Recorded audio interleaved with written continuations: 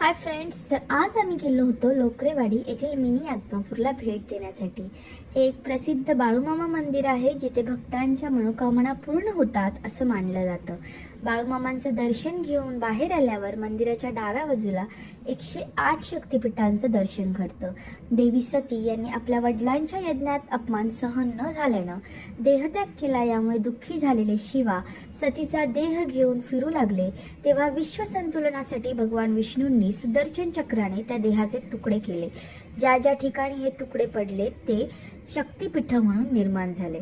महाराष्ट्रातील कोल्हापूरचं महालक्ष्मी मंदिर, आसामचं कामाख्या मंदिर, कोलकात्याचं कालीघाट मंदिर ही काही प्रसिद्ध शक्तिपीठ आहेत. याच मंदिरामध्ये आपल्याला अष्टविनायकांचं दर्शन सुद्धा घडतं. अष्टविनायक म्हणजे श्रद्धा, विश्वास आणि गणरायाचा आशीर्वाद. अष्टविनायकाचं दर्शन झाल्यानंतर खाली भुयारात आपल्याला शिवपिंडाचं आणि नंदीचं दर्शन होतं. याच मंदिरात एका बाजूला खंडेराया, माळसा आणि बानू यांची मूर्ती स्थापना केली आहे, तर दुसऱ्या बाजूला प्रतिबालाजी यांची मूर्ती स्थापना केली आहे. तीर्थ ठिकाणी मुख्य मंदिरामध्ये 108 पिंडींची स्थापना परमपूज्य श्री शंकराचार्य महाराज, करवीर पीठ, कोल्हापूर यांच्या शुभ हस्ते केलेली आहे.